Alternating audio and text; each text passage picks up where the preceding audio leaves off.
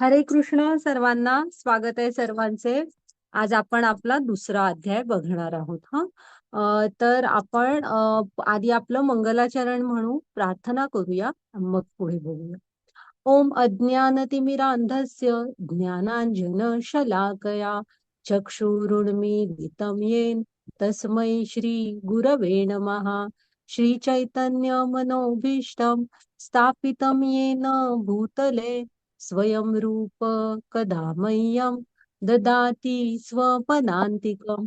वन्देऽहं श्रीगुरो श्रीयुतपदकमलं श्रीगुरून् वैष्णवांच श्रीरूपं साग्रजातं सहगण रघुनाथान्वितं तं सजीवं साद्वैतं सावधूतं परिजनसहितं कृष्ण चैतन्य देवं श्री राधा कृष्ण पदान् सहगण ललिता श्री विशाखान्वितांच.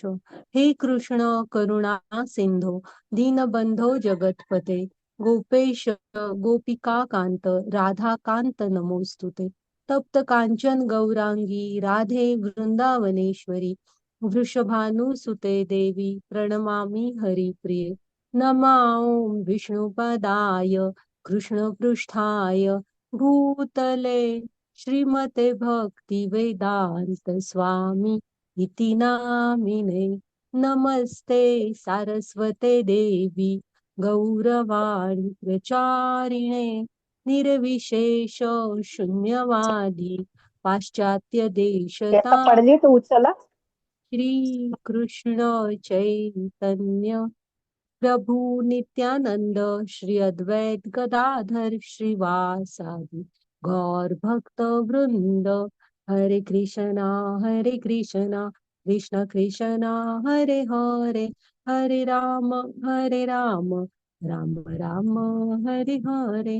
हरे कृष्णा कृष्ण कृष्णा हरे हरे, हरे राम राम राम हरे हरे. तर स्वागत आहे तुम्हा सर्वांचे.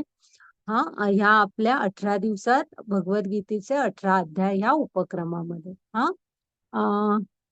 तर आहे ना, आपण आज आपला दुसरा अध्याय बघणार आहे. तर त्याच्या आधी मी आपल्या आपल्या इस्कॉनला मँगलोरच्या राधा गोविंदांकडे आपण आशीर्वाद मागूया. पुन्हा प्रभुपाद स्वामींना प्रणाम करते, ज्यांनी आपल्यासाठी सोप्या भाषेमध्ये गीता लिहिली. नामानिष्ठ दास प्रभूजी ज्यांनी हा सुंदर उपक्रम सुरू केला, ह्या ज्या स्लाइड्स आपण बघतो त्या बनवल्या. तर त्यांना पण प्रणाम करते. आमच्या मराठीच्या ग्रुप हेड पूजा माताजी आणि ही आमची मराठीची पूर्ण टीम, ह्या सर्वांना पण प्रणाम करते. पुन्हा पुन्हा अन्वया माताजी ज्यांनी मला गीता शिकवली, त्यांना प्रणाम करते. आणि तुम्ही सगळे पण वेळेत आलात तर तुमच्या सर्वांच्या चरणांमध्ये प्रणाम. तर आपण आता बघूया. आपण कालचा अध्याय बघितला. तर पहिलाच अध्याय होता अर्जुन विषाद योग. माताजी पुढच्या स्लाइड घ्या. तर आहे ना, आपण त्याच्यामध्ये बघितलं की अर्जुनाच्या म्हणजे काय होतं अर्जुनाचं दुःख. मग त्याच्यानंतर त्याच्या ह्याची पहिल्या श्लोक लक्षात आहे ना सगळ्यांचा. धृतराष्ट्र म्हणजे एकाच सीनवर आपण 3 प्रतिक्रिया बघितल्या. धृतराष्ट्राची बघितली, ह्याची अर्जुनाची पण बघितली आणि दुर्योधनाची पण बघितली. हा तो पहिला श्लोक. मग त्याच्यानंतर आपण अर्जुनाच्या विजयाची 5 कारण आणि दुःखाची सॉरी विजयाची 9 कारण आणि दुःखाची 5 कारण बघितली. इथे दुःखाची. तर मी तुम्हाला सांगितलं होतं की आपण लक्षात ठेवा की आपल्या पण जीवनात असे प्रॉब्लेम येत असतात. तर आपण पण आपल्या प्रॉब्लेम काय आहे तो स्वतः शोधायचा असतो. तर करुणा, आनंद नाही, पाप, कौटुंबिक परंपरा आणि इथे अनिश्चितता आहे. तर तो हे होता असमंजस, म्हणजे काय करू आणि काय नाही असे गोंधळात सापडला होता. तर ती त्याने कारण सांगितली होती. मग आपण आता आजचा जो अध्याय आहे ना, त्याच्यामध्ये म्हणजे आजपासून कृष्ण बोलायला सुरू झालेले आहे. घ्या माताजी पुढची स्लाइड. म्हणजे हा जो अध्याय आहे ना, ह्याला प्रभुपाद स्वामी भगवद्गीतेचं सार म्हणतात. म्हणजे ह्या अध्यायामध्ये ना, नाही बरं असू दे ते. तर तुम्ही ह्या अध्यायामध्ये की नाही हे बघू शकाल की आपण सिनेमाचा ट्रेलर पाहतो बघा. ट्रेलर वरून आपल्याला अंदाज येतो ना 2-2.5-3 तासाच्या ह्या पिक्चर मध्ये काय असेल आता. तसं हा जो अध्याय आहे ना, ह्याच्यामध्ये तुम्हाला म्हणजे भगवद्गीतेमध्ये जे जे विषय येतील, कर्मयोग, भक्तियोग, ध्यान योग, ज्ञान योग, ह्या सगळ्याला कृष्णाने स्पर्श केलेला आहे. हा त्यामुळे हा पिक्चर असा ट्रेलर हा सॉरी हा अध्याय हा ट्रेलर सारखा आहे. मग आपण अर्जुनाने इथं की नाही कृष्णांना हे सांगितल्या होत्या की त्याच्या दुःखाची कारणं आणि ही कारणं सांगून अर्जुन म्हणतो की कृष्णा मी युद्ध नाही करू शकत. तुम्ही विचार करा हा अगदी युद्ध सुरू होणार होतं अशा वेळेस तो म्हणतोय की मी युद्ध नाही करणार. भलेही मी भीक मागेन पण माझ्या हातून शस्त्र गळून पडतायत पण मी युद्ध नाही करणार. हा मग अशी ती परिस्थिती होती. मग इथे ना कृष्णानी असं नाही सांगितलेलं की तुम्ही हे करा म्हणून तू अर्जुना माझा अर्जुन किंवा पांडव ह्या सगळ्यांवर कृष्णांचं किती प्रेम होतं हे आपल्याला सगळ्यांना माहित आहे. पण कृष्ण असे नाही म्हणाले की ठीक आहे अर्जुना तू युद्ध नाही करायचंय ना बाळ अर्जुन तू करू नकोस युद्ध मी तुझ्या वतीने युद्ध करतो असं काही कृष्ण म्हणाले नाही. तर कृष्णाने त्यांना ज्ञान दिलं. हा म्हणजे हा भवसागर आहे त्याच्यामध्ये ज्ञानाचं म्हणजे तुम्ही एक जहाज किंवा होडी समजा. आपण पण हे ज्ञान मिळवायला पाहिजे. हे ज्ञान जे आहे ना, त्याचा उपयोग करून आपण हा भवसागर पार करू शकतो. कृष्णाने पण अर्जुनांना ज्ञान दिलं. हं. त्याचे जे पाचही जी कारणं आहेत ना, ती बघूया आपण. अर्जुनाला कृष्णानी त्याची व्यवस्थित उत्तरं दिलेली आहेत. आणि तू लढ आणि गीता हे एक ह्याचं म्हणजे तुम्ही सुरुवातीपासनं शेवटच्या अध्यायापर्यंत बघा. कृष्णाने कुठेही सांगितलेलं नाहीये की तू युद्ध करू नको. उलट प्रत्येक वेळेस म्हटलेले आहेत.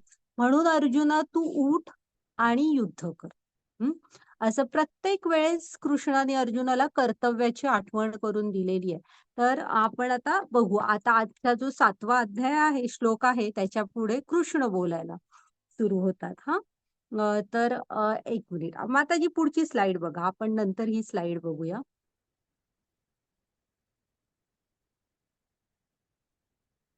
हां. तर असू दे, मागे या, मागे या. ती जे होतं ना तिथे. तर आहे ना ह्याच्या पण मागे या. हां. तर आता इथे ना जेव्हा कृष्णांना तुम्ही गीतेमध्ये बरेच ठिकाणी पाहाल, की जिथे कृष्ण आहेत ना, श्री भगवान उवाच असं आहे. हां. मग भगवान का म्हटलंय कृष्णांना? बाकी कोणाला त्यांनी तो भगवान म्हटलेलं नाहीये तिथे. फक्त जिथे कृष्णांच्या मुखातले श्लोक आहेत, तिथे म्हटलेलं आहे, की श्री भगवान उवाच. मग भगवान का म्हटलंय कृष्णांना बघा. तर म्हणजे पराशर मुनींनी एक हे केलेली आहे व्याख्या. त्यानुसार आहे ना कृष्ण हे भगवान आहे. हां. मग ते कसे ते आपण पुढे बघू. ती पुढे घेऊ. आधी ही आली आहे. तर आहे ना हे रिअलायझेशन ऑफ गॉड म्हणजे दैवी साक्षात्काराचे ना 3 टप्पे असतात कधी पण. हां. शास्त्रांप्रमाणे तुम्ही 3 प्रकारे अनुभव घेऊ शकता भगवंतांच्या अस्तित्वाचा. तर पहिला कुठला असतो? हं. तर ब्रह्म, दुसरा परमात्मा, तिसरा भगवान. हां, ब्रह्म म्हणजे काय? तर ब्रह्म म्हणजे आपल्या आजूबाजूला जे काही निसर्ग निर्मित म्हणजे मनुष्याने बनवलेलं नाही, जे आपल्याला आयतं मिळालेलं असं निसर्ग निर्मित जे म्हणून काय दिसतं, सगळे अगदी नक्षत्र, ग्रह, तारे हे सगळं ह्या ब्रह्ममध्ये येतं आणि जो प्रकाश दिसतो ना आपल्याला हा सगळा ब्रह्म. पण तुम्ही विचार करा प्रकाश आहे म्हणजे त्याचा सोर्स पण असणार ना कुठेतरी. हां. मग तो सोर्स कुठे? हा साधा आहे. हा पहिला टप्पा आहे. जेव्हा आपण निसर्गाशी बघा तुम्ही, पहिला आपण हेच जोडलो जातो देवाशी, की किती छान आहे ही सृष्टी, कुणी निर्माण केली असेल? केवढे मोठे-मोठे पर्वत, समुद्र, डोंगर, नद्या हां. तर हा सगळा ब्रह्म येतो. मग त्याच्या पुढे जेव्हा आणि तुम्ही भगवंतांच्या जवळ जाता, तेव्हा आपल्याला प्रत्येकाच्या हृदयामधले भगवंत जाणवतात. हां. प्रत्येकाच्या हृदयामध्ये परमात्मा तिथे भगवंत आहेत. ते कसे आपण पुढे डिटेल्स सगळ्या अध्यायांमध्ये बघणार. तर इथे म्हणजे जे म्हणून कोण सजीव आहेत, प्रत्येकाच्या हृदयामध्ये चतुर्भुज नारायण रूपात परमात्मा आहेत. प्रत्येकाच्या हृदयात. मग जेव्हा तुम्ही भक्तीमध्ये पुढे जात असता, कृष्णांशी आणि जोडले जाता, तेव्हा तुम्ही समोरच्याच्या प्रत्येकाच्या हृदयामधले भगवंत परमात्मा आधी बघता. हा दुसरा टप्पा झाला की आणि त्याच्याही पुढे जेव्हा आपण कृष्ण भक्तीमध्ये कंटिन्यू राहतो, तेव्हा हे भगवान ते दिसतायत बघा, हातात बासरी, डोक्यावर मोरपीस असणारे गोविंद रूपातले भगवान कृष्ण. ते त्यांचं धाम कुठं आहे? गोलोक वृंदावन धाम तिथं असतात. तर हे परमेश्वराच्या साक्षात्काराचे 3 टप्पे आहेत. ह्यामध्ये तुम्ही अशा टप्प्याने माणूस अनुभव घेऊ शकतो. मग ब्रह्म, परमात्मा आणि भगवान. मग हा ब्रह्म म्हणजे जे म्हणतात ना, की God is a light, vibration असे म्हणतात, हे ब्रह्ममध्येच अडकलेले असतात. पण तुम्ही इथे एक लक्षात ठेवायचं, की लाईट, व्हायब्रेशन्स आहेत म्हणजे त्याचा सोर्स असेल ना कुठेतरी. तुम्ही एखाद्या खोलीत जाता, जेव्हा बटन लाईटचं दाबता, ट्यूबलाईट वगैरे लागते, तेव्हाच प्रकाश पडतो. मग हा सोर्स कुठला? हातात बॅटरी असेल तर प्रकाश पडणार. तर सोर्स कोण आहे? हे गोलोक वृंदावन धाम आहे कृष्णांचं. मग जेव्हा आपण भक्तीमध्ये पुढे पुढे जात राहतो ना, तेव्हा मग हे आपल्याला टप्पे जाणवत राहतात. त्यामुळे ब्रह्म म्हणजे काय? कृष्णाभोवतीचं तेज, त्यांच्या गोलोक धामाचं हे तेज आहे आणि त्याच्यामध्ये सगळं सामावलेलं आहे. परमात्मा म्हणजे सगळ्यांच्या हृदयात असणारे परमात्मा. आणि श्यामसुंदर हे भगवान म्हणजे हे कृष्णांचं श्यामसुंदर रूप. तर हे दैवी साक्षात्काराचे 3 टप्पे आहेत. तर ओके, माताजी पुढची स्लाइड घ्या. आता इथे ना त्याचं त्यांनी उदाहरण दिलंय. आता बघा, आपण एक घरातनं रोज बाहेर आलो की सूर्य दिसतो. तर आपण काय म्हणतो? हाच सूर्य आहे, ह्याच्यापेक्षा सूर्य वेगळं काहीही नाहीये. हे जे मला माझ्या डोळ्यांनी दिसतोय असा प्रकाश येणारा गोळा, हाच सूर्य आहे. तर हा ब्रह्म झाला. मग जेव्हा आहे ना, तुम्ही शास्त्र उघडता, थोडं खगोलशास्त्र वगैरे बघता, पंचांग वगैरे असं तुम्ही गुरूंकडून नीट शिकाल, तर तुम्हाला सूर्याविषयीची आणि डिटेल गहिरी माहिती मिळते बघा, की सूर्य कसा स्वयंप्रकाशित आहे. आणि त्याचे सगळे म्हणजे तो त्याचं त्याची परिक्रमा म्हणजे तो कुठल्या राशींमध्ये किती किती दिवस असतो, असं डिटेल बरंच आपल्याला सूर्याविषयी काय काय तरी कळतं. मग ह्याच्यातनं आपण पुढे जातो, म्हणजे ज्ञान वाढलं तसं सूर्य आपल्याला जास्त कळायला लागला बघा. आधी आपण काय समजत होतो? प्रकाश देणारा फक्त एक गोळा आहे आणि एका अज्ञानात होतो, की मला जसं दिसतंय समोर तसाच सूर्य आहे. पण जेव्हा ज्ञान मिळालं तेव्हा त्याची आणि माहिती मिळाली.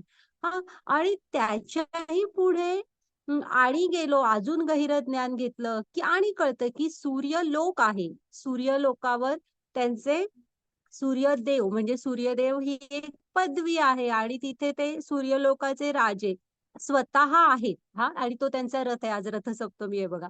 तर ते अरुण असतात, ते त्यांचे सारथी आहेत आणि वरती सूर्यदेव बसलेले आहेत बघा. तर हे पण कळतं. म्हणजे जसं जसं तुम्ही ज्ञान मिळवत जाता तसं आपल्याला प्रत्यक्षात काय रियालिटी आहे ती कळते. पण त्यासाठी तुम्हाला ज्ञान यावं लागतं. आणि हे जे आपण म्हणतो ना, की इथे लक्षात ठेवा, की मला दिसतच नाही, त्यामुळे म्हणजे मला दिसले तरच देव आहे, नाहीतर मी मानणारच नाही. असे आपल्याला खूप जण भेटतात. आपण पण कधी कधी म्हणतो, मला दिसत नाही, मग मी मानणार नाही. आता ह्या छोट्याशा सूर्याच्या उदाहरणावरून बघा, की आपल्याला किती एकाच स्लाइड मध्ये 3 फरक दाखवलेत बघा त्यांनी. ते ज्ञान मिळवल्याशिवाय आपल्याला कळत नाही हे गोष्टी. तसंच आहे, तुम्ही जोपर्यंत गुरूंच्या मार्गदर्शनाखाली ज्ञान मिळवत नाही, तोपर्यंत तुम्ही हे ब्रह्म काय, परमात्मा काय आणि भगवान काय ह्यांचा अनुभव नाही घेऊ शकत. आता का नाही घेऊ शकत? तर लक्षात ठेवा, की आपली इंद्रिय अपूर्ण आहे. हं? आपलं शरीर जे आहे ना, पंचमहाभूतांनी बनलेलं भौतिक शरीर आहे. आता मी इथे बसले, माझ्या शेजारी इथे आत खोली आहे. मग तिकडे पण खोली आहे. तर आता मला दिसू नाही शकत, की त्या खोलीत आत काय चाललंय. हं. जर का डोळ्यांनी मी भिंतीच्या पलीकडचं बघू नाही शकत आहे, तर तुम्ही विचार करा मी हे म्हणजे हृदयातले परमात्मा काय आणि भगवान काय, ते तर गोलोक वृंदावन धाम खूप लांब आहे. हे काय बघणार सांगा? ही आपली इंद्रिय जी आहेत ना, ही अपूर्ण आहे. आता तुम्ही आरसा समोर उभे राहिल्याशिवाय स्वतःच स्वतःला आपण बघू नाही शकत. आपले डोळे नाही बघू शकत, आपल्या भुवया. हे आपण आपल्या आरसा हातात घेतल्याशिवाय आपण नाही बघू शकत. का? तर आपली इंद्रिय ही अपूर्ण इंद्रिय आहेत. हां. तर ज्ञानचक्षु आल्याशिवाय तुम्ही हे ब्रह्म, परमात्मा, भगवान हे जाणवू शकणार नाही तुम्हाला. त्यामुळे हे असं म्हणणं, की मला दिसत नाही म्हणजे मी भगवंत आहेत मानणार नाही, देव आहे मी मानणार नाही, हे चुकीचं आहे. हा अहमपणा झाला. त्याला अहंकार म्हणायचं. हा बाजूला ठेवून जर का ज्ञान मिळवलं, तरच आपण हे टप्पे अनुभवू शकू. हं. आता माणसाची इंद्रिय जशी अपूर्ण आहेत ना, तसं बघा हा जो आपला मनुष्य असतो ना, म्हणजे आपण मनुष्य आहोत ना, ह्याचे 4 दोष पण आहेत. प्रभुपाद स्वामींनी इथे स्पष्टीकरणात सांगितलेलं आहे ह्या अध्यायामध्ये, की मनुष्य कसा असतो, तो सतत चुका करतो. हं. दुसरा तो त्याची इंद्रिय अपूर्ण आहेत. हं. तो सतत भ्रमात असतो. भ्रमात म्हणजे कुठल्या, हे सगळं माझं आहे, मी केलंय असा तो भ्रम. तो हळू गीता शिकल्यावर जातो आपला. हां. आणि त्याच्यामध्ये दुसऱ्याला फसवायची वृत्ती असते. खोटं बोलतो तो. हे मनुष्याचे काही दोष आहेत. तर त्यामुळे आपण जोपर्यंत ज्ञानाच्या नजरेने बघायला सुरू करत नाही, आपल्याला हे दिसणार नाही. पण ब्रह्म तरी आपण जाणून घ्यायला हवं. हां, की एवढं तरी आपण आश्चर्यचकित ऋणी असायला हवं, की कुणी बरं ही सुंदर सृष्टी निर्माण केलेली आहे. आयती मिळालेली आहे आपल्याला.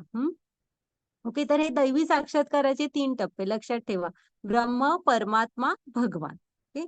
घ्या माताजी पुढची स्लाईड. आणि तुम्हाला दिसत नाही म्हणजे ते नाहीच आहे असं नाहीये. हां, आता ना कृष्णांना भगवान का म्हणायचं? हां, भगवान तर ह्याची एक व्याख्या पराशर मुनींनी केलेली आहे, की सौंदर्य, श्रीमंती, प्रसिद्धी, सामर्थ्य, ज्ञान, वैराग्य. संन्यास म्हणजे वैराग्य.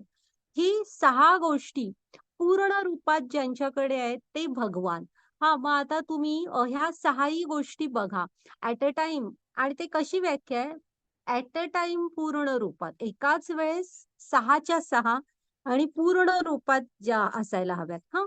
मग आता सौंदर्य एक घ्या, की सौंदर्य म्हणाल तर कृष्णांच्या एवढं राम, कृष्ण यांचं सौंदर्य तुम्ही बघितलेलं आहे, की किती म्हणजे गोकुळात कृष्ण जेव्हा लहान होते तेव्हा असं त्यांच्या गल्लीतून गोकुळच्या निघाले, की सगळी अशी हे व्हायची, तर जिथल्या तिथे थांबल्यासारखी व्हायची. गायी वगैरे सुद्धा इतके छान होते म्हणजे ते जाताना सगळी एकदम मोहित झाल्यासारखी व्हायची. हां, तर असं ते अद्भुत सौंदर्य आहे त्यांचं. ते राम बघा खरदूषण राक्षसांबरोबर युद्ध करताना ते भाऊ आधी दोघात एक आपापसात म्हणत होते, "ही तर लहान मुलं आहेत, ह्यांना कशाला मारूया?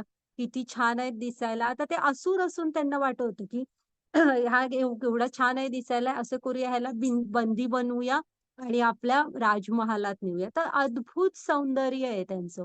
मोहिनी रूप घेतल्यावर बघितलत ना, सगळे असुर आणि देवी-देवता पण कसे हे झाले होते, मोहित झाले होते. हां, मग त्याच्यानंतर श्रीमंती.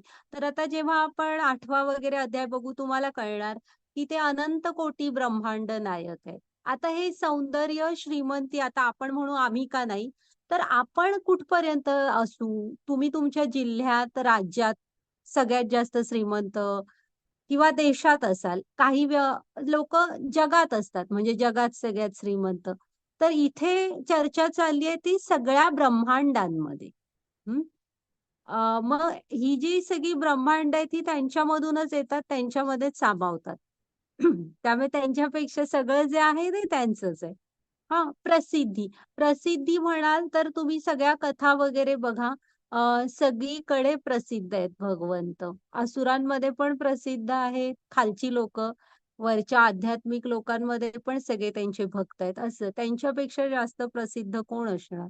ते जेव्हा जन्म सॉरी अवतार वगैरे त्यांचे असतात तेव्हा देवी देवता त्यांना बघायला वगैरे येतात. हां, इतकं ते प्रसिद्ध आहे. मग त्याच्यानंतर सामर्थ्य. तर सामर्थ्य काय? आता तुम्ही एक त्यांचं सुदर्शन चक्र काय करू शकता आपण बघितलेलं आहे. मग पुन्हा तर हे रावणाबरोबरचंही युद्ध म्हणा, ह्या कंस वगैरेला मारलंच ना शेवटी. त्यामुळे सामर्थ्यामध्ये पण आणि सगळी पुराणातल्या आपण जेव्हा ह्या आपण कथा नीट समजून घेतो, तेव्हा सगळे देवी-देवता असुर खूपच डोईजड झाले, की मदत मागायला विष्णूंकडेच जातात. हां, त्यामुळे सामर्थ्य पण सगळ्यात जास्त आहे. ज्ञान. आता 15व्या अध्यायामध्ये बघू, आपण ज्ञानाचा मार्ग बघत गेलो. हे ज्ञान कुठून आलं, कुठून आलं असं करत उलट गेलो, तर वेदांपर्यंत जाऊन पोहोचतो आपण. वेद निर्माण कुणी केले? कृष्णानी. ब्रह्मांना त्याचं ज्ञान पहिल्यांदा दिलं. कुणी दिलं? कृष्णाने दिलं. त्यामुळे ते ज्ञानाचा सागर आहे. हं. आणि वैराग्य. आता ह्या सगळ्या गोष्टी एकदम छोट्या-छोट्या प्रमाणात जेव्हा पृथ्वीवर बघा, आपल्याकडे ना ह्यातल्या 1-2 गोष्टी सुद्धा असल्या आणि एवढ्या मोठ्या प्रमाणात तर असू नाही शकत. पण नॉर्मली ज्या आता आपण आजूबाजूला बघतो, ह्यातल्या 1-2 गोष्टी जरी आल्या ना माणसाकडे, तरी माणूस किती हे बनतो, गर्व येतो माणसाला, अहंकार येतो त्याच्यामध्ये. हां, तर एवढ्या सगळ्या पॉवर आणि सगळ्या गोष्टी असून सुद्धा त्यांच्यामध्ये वैराग्य आहे. कशामध्येही त्यांची आसक्ती नाही.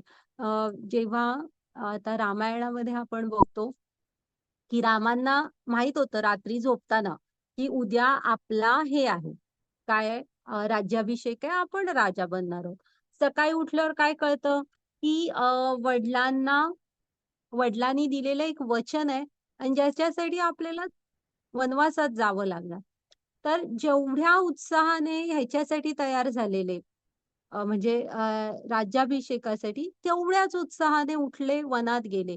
हां आणि वडिलांची समजूत काढत होते. घराण्याची परंपरा आहे, ती आपण निभवायला पाहिजे. वडिलांच्या वचनासाठी हां. तर एक टोकाचं वैराग्य आहे त्यांच्यामध्ये. म्हणजे त्यांना कशाचीही आसक्ती नाही. कृष्ण बघा, लहानपणी आई-वडिलांपासून जन्मल्या-जन्मल्या गोकुळात गेले. गोकुळातनं इकडे असुरांना, राक्षसांना मारणं गरजेचं होतं.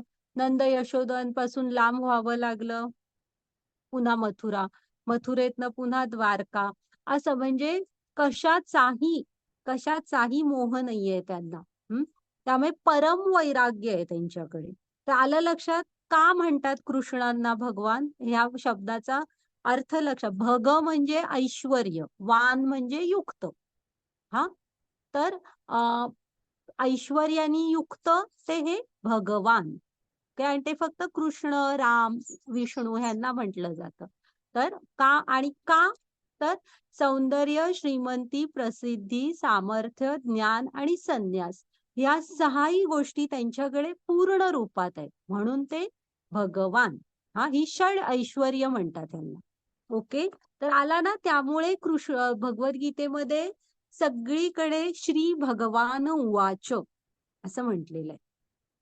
घ्या माताजी पुढची स्लाईड.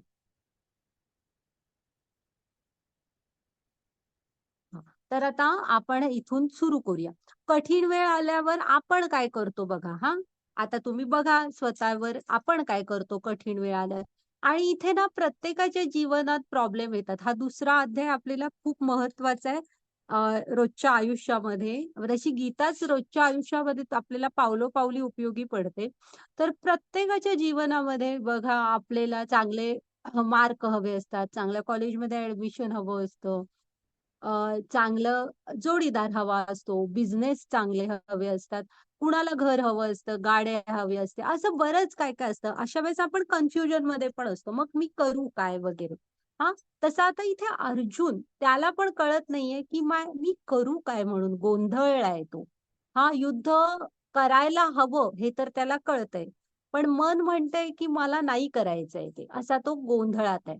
हां, मग अशा वेळेस आपण पण ह्यांच्याकडनं आदर्श घ्यायला पाहिजे. त्याने काय केलं बघा, तो कृष्णांना शरण गेला आणि त्याने त्यांचं मार्गदर्शन मागितलं. मग आपणही अशा वेळेस ना, योग्य व्यक्तीकडून मार्गदर्शन घ्यायला पाहिजे. मग इथे शास्त्र काय म्हणतं, तुम्ही 3 गोष्टींकडनं मार्गदर्शन घ्या. तुमचे गुरु, हा गुरु, साधू. साधू म्हणजे प्रगत भक्त, ते काय म्हणतात तेही पहा. आणि शास्त्र, मग शास्त्र उघडा आणि शास्त्र काय म्हणतं तेही पहा. म्हणजे हे 3 गोष्टींकडून तुम्ही मार्गदर्शन घ्यायला हवं. तर आपण हे लक्षात ठेवायला पाहिजे की आपण वरिष्ठांकडून मार्गदर्शन घ्यायला पाहिजे प्रॉब्लेम आला तर. हा, जसं अर्जुनाने तो कृष्णांना शरण गेला आणि मार्गदर्शन मागितलं. घ्या माताजी पुढची स्लाइड, तो श्लोक बघूया.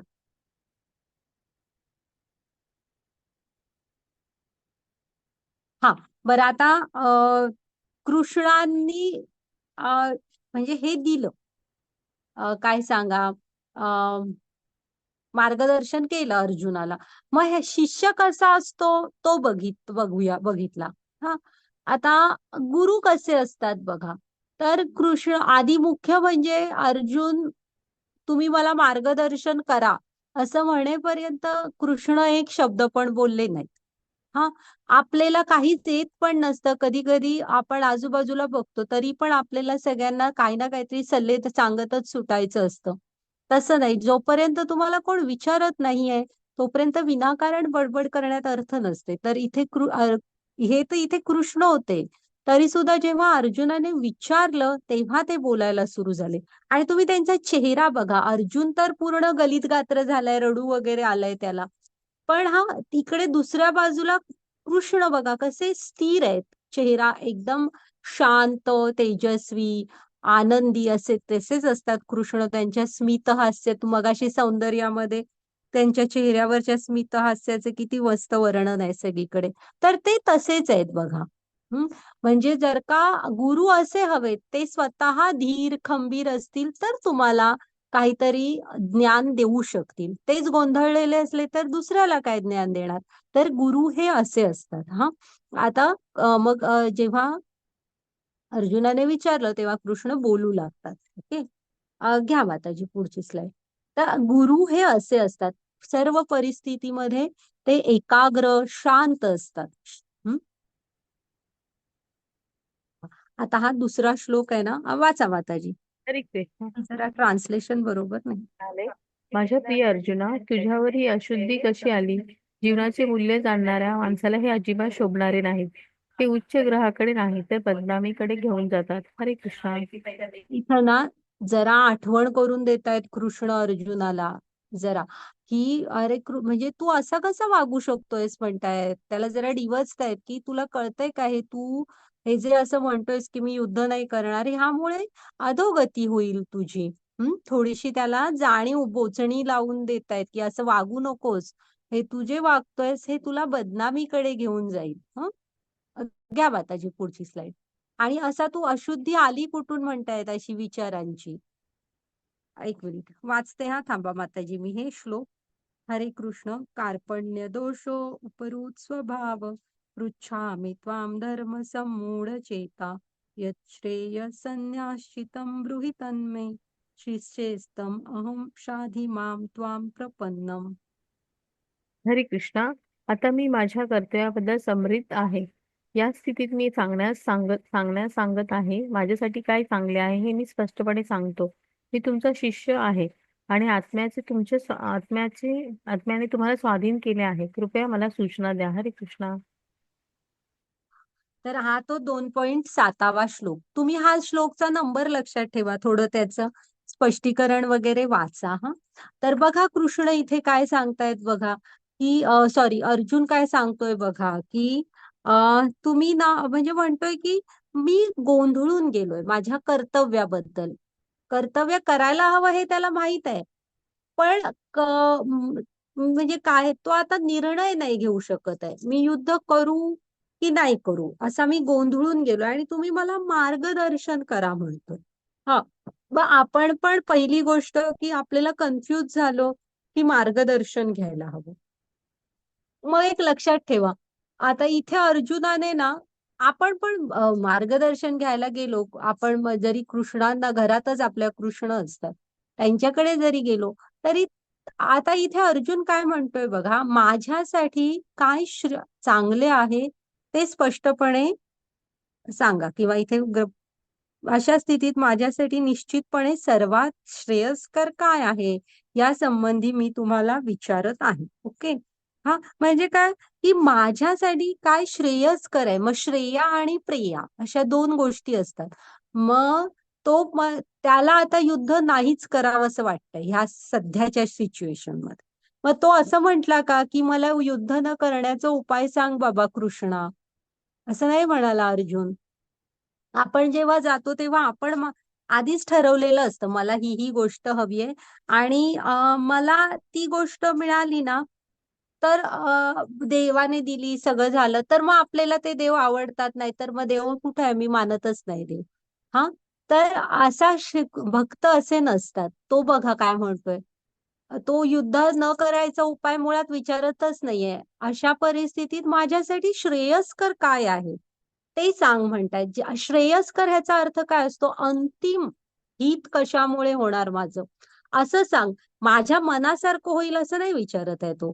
हा मग आपणही ही भावना ठेवायला पाहिजे. जेव्हा आपण कृष्णांना शरण जातो तेव्हा आपल्या निश्चित श्रेयस्कर काय आहे ते कर कृष्ण. माझ्या मनात जे आहे ते नाही. जे कृष्णा निवडतील आपल्यासाठी श्रेयस्कर म्हणून ते आपण आनंदाने करायला हवं. असा एक भक्त असतो. आता उदाहरण घ्यायचं झालं ना तर आपल्याला आपले आई वडील लहान असताना जेव्हा केजी मध्ये वगैरे बालवाडीत आपण बालवाडीत वगैरे मुलं जेव्हा जातात एकदम लहान असतात. हा आपण पण सगळी गेलो. तर तेव्हा ते उठणं वेळेत आवरून जाणं आईला सोडून शिक्षकांजवळ राहणं वगैरे हे सुरुवातीला रडायला वगैरे येतं नको वाटतं. तरी पण आई सोडायला येते थोडा वेळ थांबते. हे का करत असतात आई वडील. पुन्हा परत न्यायला येतात. हा का करत असतात त्यांना कळत नसतं का अरे बापरे लहान मुलाला हा किती आपण त्रास देतोय. तर त्यांना माहित असतं की आता थोडस त्याला वाईट वाटेल. पण त्याने लिहायला वाचायला शिकायला हवं ना. जीवनात व्यवहार करायचे आहेत.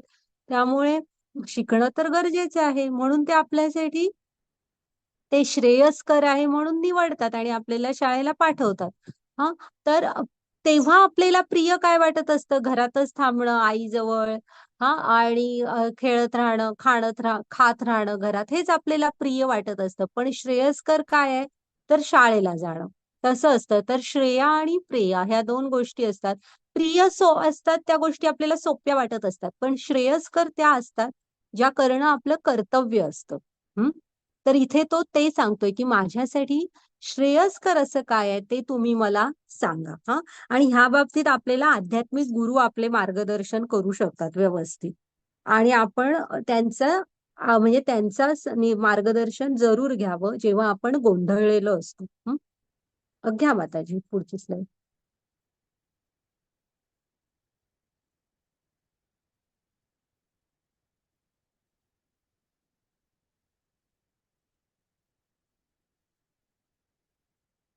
हरे कृष्ण वाचू माताजी. अरे हा वाचा वाचा. श्लोक वाचू काय थांबा हा. एकच मिनिट. हरे कृष्ण श्री भगवान उवाच अशोचान अन्वशोच त्वं प्रज्ञावान च भाषसे गत असून अगत असून च न अशोचो अनुशोचंती पंडिता. हरे वाचा माताजी ट्रान्सलेशन. हरे कृष्णा परमपुरुष भगवंत म्हणाले शिकलेले शब्द बोलत असताना जे शोक करण्यास योग्य नाही त्याबद्दल तुम्ही शोक करीत आहात.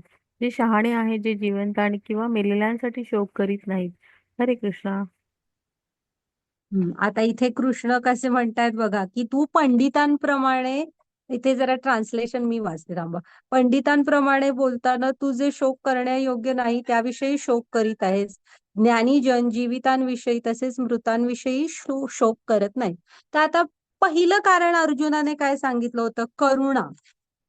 दया करुणा हे पहिलं कारण सांगितलं होतं. मग इथे कृष्ण त्याला काय सांगतायत उत्तराखाली. हा. त्याला कृष्ण आत्म्याचं ज्ञान देतात जेव्हा तो म्हणतो ना की करुणाविषयी. आता कृष्ण सांगतायत त्याला थोडं आत्म्याविषयी. आणि म्हणतोय की तू पंडितांसारखा बोलतोयस नुसता. हा. असं नाही चालणार. ते काय म्हणतायत बोलतोयस नुसता पंडितांसारखा पण जे शोक करण्या योग्य नाहीये म्हणजे त्याच्यासाठी तू दुःखी होतोयस. मग आता इथे आत्म्याचं ज्ञान कृष्णाने जरा दिलेलं आहे.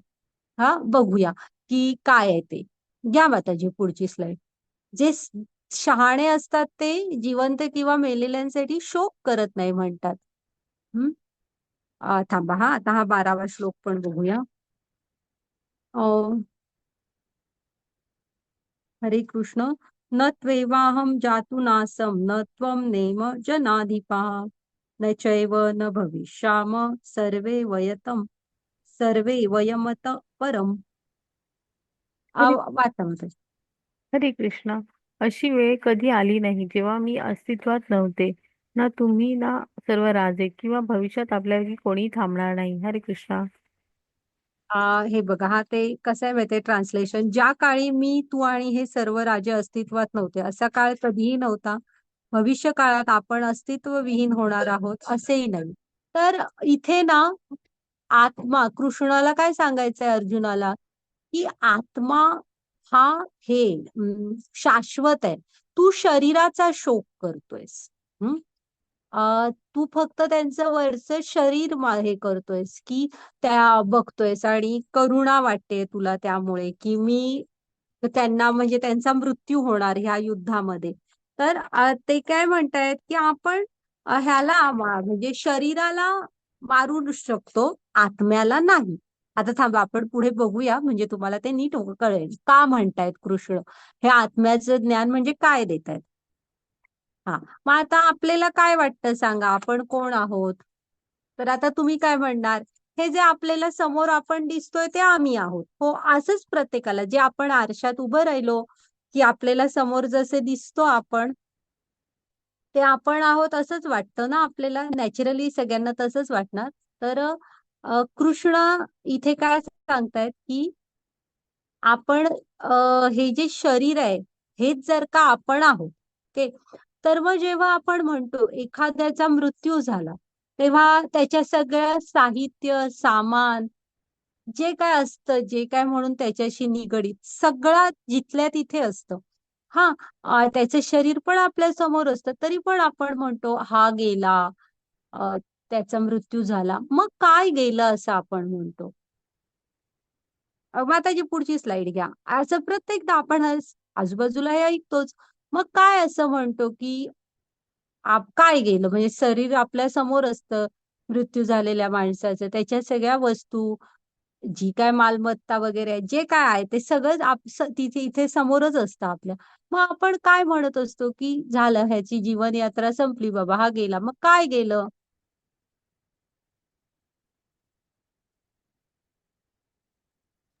आत्मा. आत्मा गेला, मान्य आहे की नाही? आणि त्या आत्म्याशिवाय त्या शरीराची व्हॅल्यू झिरो असते. आपण त्याला नाही थांबवू ठेवत ठेवत जास्त. उलट त्यावेळेस कसं असतं, शेवटचे संस्कार जेवढ्या लवकर होतील तेवढे बरे. हा, मग हे जे आपलं शरीर जे आपण आरशात बघतो आणि पूर्णपणे त्याच्यामध्ये म्हणजे पूर्ण जीवन त्याच्यावर खर्ची घालत असतो फक्त. तर ते जे शरीर आहे हे पंचमहाभूतांनी बनलेलं आहे. पृथ्वी, अग्नी, जल, वायू, आकाश, ह्या पंचमहाभूतांनी हे आपलं शरीर बनलेलं आहे. तर हे वरचं कव्हर आहे फक्त, हा एक ड्रेस आहे असं समजा. आणि त्याच्यामध्ये आतमध्ये कोण असतो, हृदयामध्ये आत्मा आहे. आणि तो आत्मा निघून गेला की ह्या ड्रेसचा व्हॅल्यू झिरो असते. हा, तर हा जो आत्मा आहे ना, कृष्ण इथे काय अर्जुनाला सांगतायत, की तू शरीर बघतोयस, तू आत्म्याचा विचार कर. आपण आत्म्याला मारू नाही शकत आणि ते ज्ञान देतायत बघा. हा, आणि इथे या स्लाइड मध्ये सांगितलं, हे जे आपलं शरीर, हे डोळे, हे नाक वगैरे ह्यांनी बनलेलं हे शरीर, हा एक ड्रेस आहे आत्म्याचा. आणि ते पंचमहाभूतांपासून बनलेलं आहे. आपण कुठूनही घेऊन येत नाही त्याला. तो पृथ्वीचा भाग आहे आणि जेव्हा मृत्यू होतो तेव्हा तो पृथ्वीचाच भाग बनून जातो. आणि इथं हे प्रत्येकाच्या जीवनाचं सत्य आहे. इथे कोणही अमर बनू शकत नाही. ज्या क्षणी आपण जन्म घेतो त्याच क्षणी हे मृत्यू हा ठरलेला असतो आणि तो प्रत्येकाचा अटळ आहे. हा, तर आपण आत्म्याच्या स्तरावरून विचार करायला पाहिजे, की मी हे शरीर नाही, आत्मा आहे. आणि हे सत्य आहे जे आता पुढे माताजी पुढची स्लाइड घ्या. हा, तर आलं ना तुमच्या लक्षात की तुम्ही शरीर नाही आत्मा का आहात. आता इथे बघा, सजीव आणि निर्जीव अशा दोन गोष्टींचं वर्गीकरण आपण सगळी जण शिकलो शिकलो की नाही. मग सजीवांची लक्षणं काय होती? त्यांची वाढ होते, ते एका जागेवरून दुसऱ्या जागेवर जाऊ शकतात, ते प्रजनन करू शकतात, वगैरे वगैरे. हा, आणि इथं दुसऱ्या बाजूला गाडी, छत्री वगैरे दाखवली, ह्या निर्जीव आहेत. हा, पण हे सगळं थांबेल जर का आत्मा निघून गेला त्या शरीरातून, तर हे सगळं थांबतं. त्यामुळे आपण सजीव आहोत, जीवन आहे आपल्यामध्ये. तर ते जीवन म्हणजे काय आहे? आत्मा. हम्म. ओके. त्यामुळे आपल्याला सजीव लिव्हिंग ऑर्गॅनिझम्स असं म्हटलं जातं. हा, घ्या माताजी पुढची स्लाइड. तर आता एक तर खरं झालं, लक्षात आलं ना की आपण शरीर हा एक आत्म्याचा ड्रेस आहे. गीतेचा पहिला पाठ आहे हा. आणि तो एकदम लक्षात ठेवा सगळ्यांनी की आपण शरीर नाही, आपण आत्मा आहे. आणि कृष्ण अर्जुनाला त्याच्या पहिल्या प्रश्नाच्या म्हणजे दुःखाचं हेच उत्तर देत आहेत की तू आत्म्याच्या शरीर स्तरावरून विचार कर. हे माझे भीष्म पितामह आहेत, हे माझे गुरु आहेत, असं बघू नकोस. हम्म. तर ते आत्म्याच्या स्तरावरून विचार कर, आणि आपण त्या आत्म्याला कधी मारू शकत नाही. आता आपण घरात बसलोय, रस्त्यावरून गाड्या जाताना आपल्याला दिसत असतात. तर फोर व्हीलर जाताना दिसतात, आतला ड्रायव्हर तर आपल्याला दिसत नाही. मग आपण असं म्हणू का गाडी आपली आपण चालली आहे, आपली आपण वळतीये, असं आपण म्हणू शकू का सांगा? नाही. हा, म्हणजे त्या गाडीच्या ड्रायव्हर हमखास असतो ना. कसं आहे, हे शरीर म्हणजे जसं ती गाडी आहे तसं हे शरीर म्हणजे एक आवरण आहे. आणि त्याच्या आतमध्ये आत्मा हा त्याचा ड्रायव्हर आहे. जोपर्यंत आत्मा आहे तोपर्यंत हे शरीर आहे. आणि हे सगळ्यांच्या जीवनात असंच आहे. हा, असं नाहीये की भारतातच फक्त असं होतं, माझ्या बरोबरच असं आहे का बुवा. सगळ्यांसाठी हे प्रकृतीचे नियम आहेत. म्हणून गीता जे मनुष्यांसाठी आहे की ती सगळ्यांसाठी आहे. तुम्ही मनुष्य आहात तर तुम्ही गीता शिकायला हवी. हा, तर हा त्यामुळे गीतेचा पहिला पाठ आहे की मी शरीर नाही, मी आत्मा आहे. हा, घ्या माताजी पुढची स्लाइड.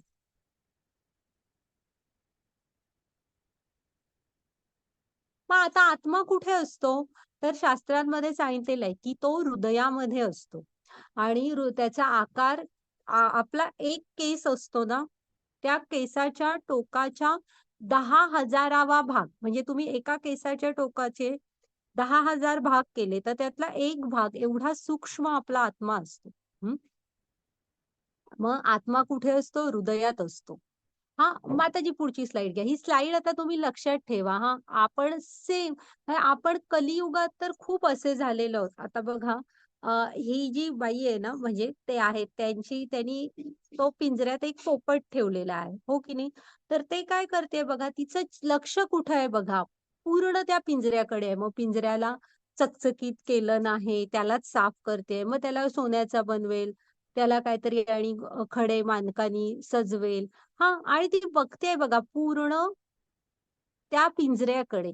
आतला तो जो पक्षी आहे त्याला काहीतरी खायला प्यायला द्यावं, त्याच्या आनंदासाठी काहीतरी करावं, असं काही नाही. त्यामुळे बघा आतल्या त्या पक्षाने जवळजवळ मानच टाकली आहे.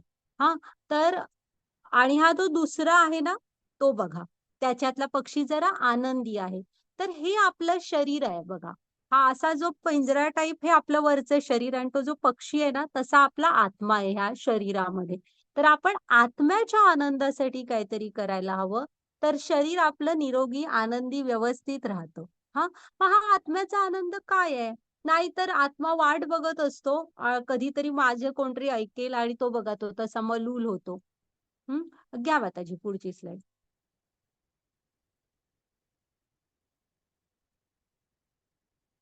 तर म्हणजे हे आपण नंतर आणि बघूच की हरिनाम, आत्मा कुठून येतो? तर आत्मा हा कृष्णांचा अतिशय सूक्ष्म अंश आहे. कृष्णांना सच्चित आनंद म्हणतात, तसा आपला आत्मा पण सच्चित आनंद आहे. हा का आहे? फक्त आत्मा, हा, बाकी आपलं शरीर भौतिक आहे. का आहे? तर तो कृष्णांचा अंश आहे, एकदम छोटा, त्यांच्यापासून अलग असलेला अंश आहे. मग त्याला ना कृष्णांची ओढ आहे. त्या जो जिकडून आला तिकडचीच ओढ असणार ना नॅचरली. त्यामुळे त्याला आवडतं हरिनाम जप घेणं. म्हणजे तुम्ही आपली सगळी भक्तिगीतं वगैरे जेव्हा गीता शिकल्यावर पुन्हा ऐकाल तेव्हा तुम्हाला नीट कळेल की त्या भक्तिगीतांमध्ये किती थोर तत्वज्ञान सांगितलेलं आहे. तर आता आत्म्याचं अन्न काय आहे तर हरिनाम. त्याला आवडतं कृष्णांचं नाम घ्यायला. कारण तो त्यांचा शाश्वत अंश आहे. ओके, घ्या माताजी पुढची स्लाइड. आणि प्रत्येकाच्या हृदयात आता हे ऍक्च्युली इथे हे होता, तो स्लाइड मध्ये आलेला नाही, हा एक व्हिडिओ आहे. जर का तुम्ही म्हणजे म्हणतो ना, मला ना आत्मा दिसत, आणि प्रत्येकाच्या हृदयात ना आत्म्याच्या शेजारी परमात्मा असतो. मगाशी आपण परमात्मा, पहिलं ब्रह्म म्हणजे आजूबाजूचा निसर्ग आणि सगळा प्रकाश वगैरे, त्याच्या पुढे जेव्हा ज्ञान मिळवू तेव्हा परमात्मा स्वरूप जाणवतं आपल्याला. तर इथे प्रत्येक सजीवाच्या हृदयामध्ये आत्म्याच्या शेजारी चतुर्भुज नारायण रूपात परमात्मा असतात. प्रत्येक सजीवाच्या, मग प्राण्यांच्या वगैरे सगळ्यांच्या. त्यामुळे तुम्ही नीट लक्ष देऊन बघाल तर आपली ही जी वारकरी संप्रदाय, आपला हे महाराष्ट्राची थोर परंपरा आहे, ते सगळे बघा एकमेकांना प्रणाम, वय वगैरे बघत नाहीत, प्रत्येकाला नमस्कार करत असतात. तर ते कोणाला नमस्कार करतात ते शरीर बघतच नाहीत वरचं, तर प्रत्येकाच्या हृदयातला परमात्मा बघत असतात. त्यामुळे ते परमात्मा स्तरावर पोहोचलेले असतात. ते शरीर नाही बघत, प्रत्येकाच्या हृदयातले परमात्मा बघून त्यांना प्रणाम करत असतात. ओके, तर म्हणजे हे एक झालं. तर दोन गोष्टी, म्हणजे मी शरीर नाही, मी आत्मा आहे. आत्मा कुठं असतो? हृदयात. आणि प्रत्येकाच्या हृदयात आत्म्याच्या शेजारी चतुर्भुज नारायण रूपात परमात्मा असतो. प्रत्येकाच्या, त्यांनी कुठेही आपल्याला एकटं सोडलेलं नाही.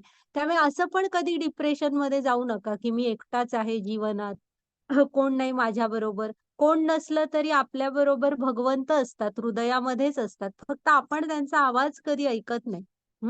तर आता खिडकीच्या बाहेर आपण बघायला लागलो तर आपल्याला काय दिसतं? लांब तिकडे झाड आहेत.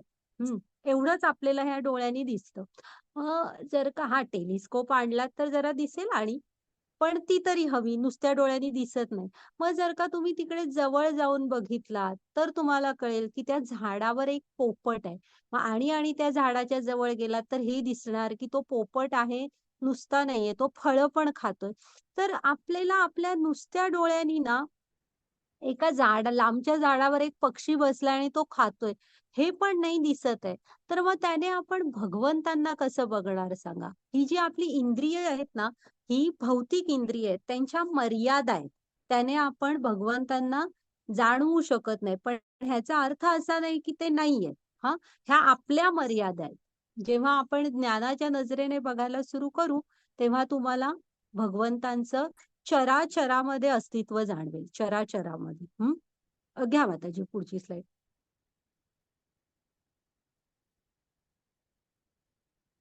तर हे भगवान आहेत बघा, घनश्याम श्याम सुंदर रूपात असतात गोलोक वृंदावन धामामध्ये. घ्या माताजी पुढची स्लाइड.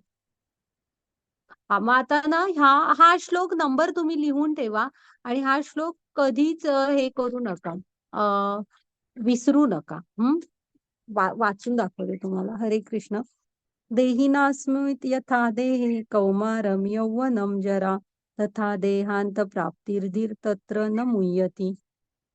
हरे कृष्णा. जशी जशी मूर्तिमंत आत्मा सतत प्रवास करत असतो, या शरीरात बालपणापासून तारुण्यापर्यंत ते वृद्धावस्थेपर्यंत, आत्मा त्याच प्रकारे मृत्यूच्या वेळी दुसऱ्या शरीरात जातो. आत्मसाक्षात्काराचा ची जाणीव करणारा आत्मा अशा बदलांमुळे आश्चर्यचकित होत नाही. हरे कृष्णा. म्हणजे कृष्ण इथे काय सांगतात माहितीये, जो धीर मनुष्य आहे, तो अशा बदलांनी गोंधळून जात नाही. कृष्ण काय सांगतायत, हा जो आपला आत्मा आहे ना, तुम्ही पण लक्षात ठेवा, हा निरंतर प्रवासात आहे. जन्मतो, आईच्या गर्भात पहिल्यांदा येतो, गर्भात 9 महिने असतो, मग त्याच्यानंतर जन्म घेतो आपण, मग बाळ असतो, मग रांगायला चालायला सुरू करतो, मग बालपण असतं, बालपणानंतर कौमार्य अवस्था, मग तरुणपण, प्रौढावस्था, वृद्धावस्था. हा हा अखंड प्रवासात असतो. तुम्ही ह्या स्लाइड मध्ये बघा, शरीर त्याची रूप बदलतंय, पण तो आत्माच त्यांनी स्थिर दाखवलाय बघा, प्रकाशाचा आहे. तर मग एक काळ असा येतो की हे जे शरीर असते हे वृद्ध होतं. आत्मा ते शरीर वापरू नाही शकत, म्हणजे ते शरीर थकतं, काम नाही करू शकत. मग त्याचे दिवस पूर्ण होतात त्या शरीरातले आणि एक दिवस आत्मा हे शरीर सोडून आपल्या कर्मांप्रमाणे आपलं जे पुढचं शरीर बनलेलं असतं त्याच्यामध्ये निघून जातो. तर असा अनंत कालापासून हा आत्मा प्रवासात असतो. हं. आणि हे एक चक्र आहे आपल्या जीवनाचं, की बघा ज्याप्रमाणे देहधारी आत्मा अविरतपणे बालपणापासून तारुण्यात, तारुण्यातून वार्धक्यात जातो. म्हणजे हे पण प्रत्येकाच्या जीवनाचं चक्र आहे. त्याप्रमाणे मृत्यूनंतर जीवात्मा दुसऱ्या देहामध्ये प्रवेश करतो. अशा स्थित्यंतरामुळे धीर मनुष्य गोंधळून जात नाही. म्हणजे आहे जीवनाचं चक्र आहे, की आपण जन्म घेणार, मग ह्या जीवनाच्या शरीराच्या विविध टप्पे हे पार करणार. शरीर वृद्ध झालं की ते शरीर सोडून आत्मा दुसऱ्या शरीरात जाणार. हे प्रत्येकाच्या जीवनाचं चक्र आहे. जन्म मृत्यू, जन्म मृत्यू. धीर मनुष्य अशा बदलांमुळे गोंधळून जात नाही. तर मी खूप म्हटलं की मी लहान असताना बाबा खूप शांत चांगलं होतं सगळं, मला ते बालपणीचंच शरीर माझं पाहिजे. आता मी म्हणू शकते का होतं सगळं व्यवस्थित, की ते बालपणाचं मला पाहिजे माझं शरीर. तो टप्पा आता मागे सुटलेला आहे. आपण नाही, म्हणजे मी नाही जाऊ शकत मागे. हां, तर हे बदल हे प्रत्येकाच्यात होत असतात आणि ह्याने आपण गोंधळून जायचं नसतं. तर हे जीवनाचं चक्र आहे आणि लक्षात ठेवा हे आपण स्थिरपणे ॲक्सेप्ट करायला हवं. ह्याने आपण गोंधळून नाही जायचं. इथं जो जन्म घेणार तो कधी ना कधीतरी मृत्यू हा पावणारच आहे. आणि मग आत्मा पुढच्या शरीरात निघून जातो, तेही तुमच्या कर्माप्रमाणेच मिळतं. हं. घ्या माताजी पुढची स्लाईड. 14वा श्लोक आहे. हां, हे बघा इथे त्यांनी दाखवलंय. आता बाळ लहान असताना 3 चाकी सायकल, मग 2 चाकी सायकल, मग मोपेड घेतं. मग आपण मोठी फोर व्हीलर वगैरे घेतो. तर हे जीवनाचे बदल आहेत. शरीर पण असंच बदलत जातं. हां, तर आपण अशा गोष्टींनी व्यथित व्हायचं नसतं. हे जीवनाचं चक्र आहे मनुष्याच्या. घ्या माताजी पुढची स्लाईड.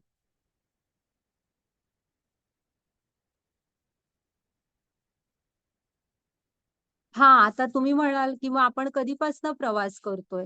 तर 84 लाख योनींचा जेव्हा आपला प्रवास पूर्ण होतो ना, तेव्हा ही शेवटची योनी मनुष्य जन्म मिळतो.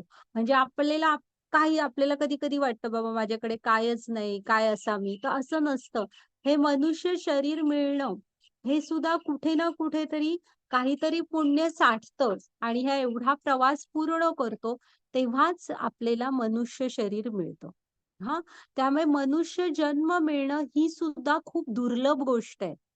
आणि ते एकमेव शरीर आहे ज्यामध्ये आपण हे ज्ञान मिळवू शकतो, की मी शरीर नाही, मी आत्मा आहे. कृष्ण कोण आहेत? कृष्णांशी आपलं नातं काय आहे? मनुष्य म्हणून मी का जन्मलो? हा जेव्हा प्रश्न पडतो ना तुम्हाला, की मी का माणूस झालो? आता नसतो झालो, तरी पृथ्वीला काय फरक पडणार होता? ते जसं आहे तसं सुरू राहणार आहे. मग हे जेव्हा प्रश्न आपल्याला पडतात, तेव्हा म्हणजे योग्य मार्गदर्शन मिळालं तर कृष्ण आपल्या जीवनात येतात. आणि ही जी जिज्ञासा आहे ना, तुम्ही एक लक्षात ठेवा, की मनुष्य आणि प्राणी ह्यांच्यात काय फरक आहे? तर आहार, निद्रा, भय, मैथून. म्हणजे आपण पण अन्न, पाणी शोधतो, खातो. प्राणी पण शोधतात. आपण पण झोपतो, विश्रांती घेतो, भावभावना असतात. म्हणजे हे सगळं प्राणी पण करतात. हां, भय, भावभावना आपल्याला पण असतात. कमी प्रमाणात असतील, पण त्यांना पण असतात. जीवाची भीती वाटते, कधी-कधी आनंद होतो. हां, हे सगळं. मग आहार, निद्रा, भय आणि मैथून म्हणजे आपणही प्रजोत्पादन करतो, मुलांना जन्माला घालून मोठं करतो व्यवस्थित. तसं तीही मुलांना जन्माला घालतात आणि मोठं करतात. त्यामुळे ह्या 4 गोष्टी तीही करतात, आपणही करतो आणि प्राणी त्यांच्यापासून म्हणजे त्यांच्या परीने 100% करतात. मनुष्य त्याच्यामध्ये खूप हे करतो, ह्या 4 गोष्टी करताना गोंधळ घालून करतो सगळं. पण प्राणी अतिशय प्रामाणिकपणे त्यांच्या पिलांना मोठं करतात. तुम्ही मांजर वगैरे बघा, एखादी चिमणी आजूबाजूला किती फेऱ्या मारते ती चिमणी एक पिल्लं मोठं करायला. घरं बांधतात, सगळं-सगळं. त्यामुळे मग आपण वेगळे कशामध्ये आहोत? हं. तर आपण जिज्ञासा करू शकतो, प्राणी जिज्ञासा करू शकत नाहीत. हां, ज्ञान मिळवू शकत नाहीत, त्या ज्ञानाच्या मार्गावर चालू शकत नाहीत. तर मनुष्य शरीर हे ह्याच्यासाठी मिळालेलं आहे, की आपण कोण आहोत? हे ज्ञान, जिज्ञासा करणं, ज्ञान मिळवणं, त्या मार्गावर चालणं. प्राणी ते नाही करू शकत. त्यामुळे जे लक्षात ठेवा, की मनुष्य शरीर जिथे मिळतंय, तिथेच एक मोठी संधी मिळालेली आहे. काहीतरी नक्कीच पुण्य आहे, म्हणून ते मिळालेलं आहे. आणि इथं गीतेच्या क्लासमध्ये पर्यंत पोहोचलात, हे सुद्धा पूर्व काहीतरी सुकृत, पूर्वजांची पुण्याई, की ज्यामुळे इथपर्यंत सुद्धा पोहोचलेले आहात. हं. ओके. त्यामुळे फार नकारार्थी कधी विचार करू नका. मनुष्य जन्म मिळाला हेच खूप महत्वाचं असतं आधी. आणि लक्षात घ्या, ही आशय म्हणजे आधी सूक्ष्म, मग त्याच्यानंतर पाण्यातले, मग त्याच्यानंतर बघा त्यांनी ते बरोबर दाखवलेलं आहे. जमिनीवर आणि पृथ्वीवर राहणारे, पाण्यात आणि म्हणजे पृथ्वीवर राहणारे असे, मग त्याच्यानंतर भूचर, असे करत करत करत एकदा मनुष्य शरीर मिळतं. त्यामुळे ते अनमोल आहे. हं. घ्या माताजी पुढची स्लाईड. हा, ते बघा. आणि मग आहे ना, कृष्ण इथे काय सांगतायत माहित आहे, की अर्जुना तू जी ही दुःख सांगतोयस ना मला, ही दुःख ही अज्ञानातून आलेली आहेत. कृष्णाने मनुष्य जीवनाची 4च दुःख सांगितलेली आहेत खरी. तुम्ही पण लक्षात ठेवा, कृष्ण शास्त्र काय म्हणतं, की मनुष्य जन्माची 4च खरी दुःख आहेत. कोणती? जन्म, मृत्यू, जरा, व्याधी. जन्म का? तर छोटसा गर्भपिशवीमध्ये आईच्या वेटोळ्या आकारात आपल्याला राहावं लागतं 9 महिने. हा, तर त्यामुळे आपण सतत भगवंतांशी जोडलेलो असतो, तेव्हा त्यांच्या आठवणीत असतो. त्याच्यानंतर जेव्हा पृथ्वीवर पहिला श्वास घेतो आपण, कृष्णांना विसरतो. त्यामुळे जन्म म्हणजे तो एक 9 महिन्याचा प्रवास.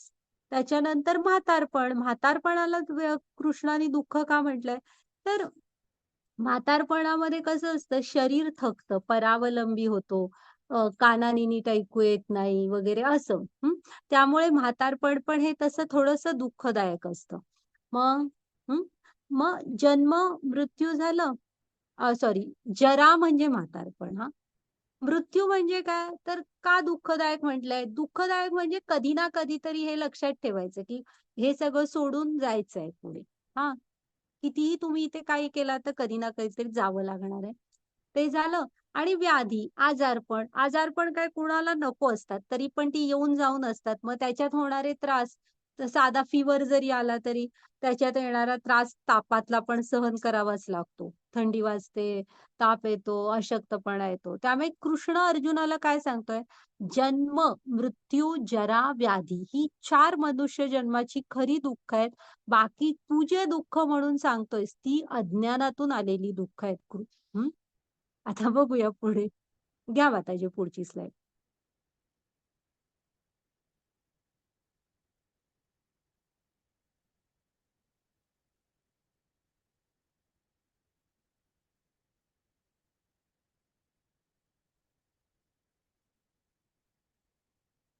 हा, हा ना 14, जसा 2.13 लक्षात ठेवा म्हटलं ना, तसा 2.14 पण लक्षात ठेवा. हा, मात्रा स्पर्शन तू कौंतेय, शीतोष्ण सुख दुःखदा, आगमन.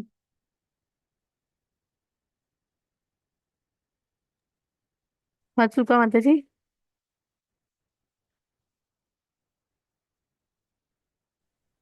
हरे कृष्णा.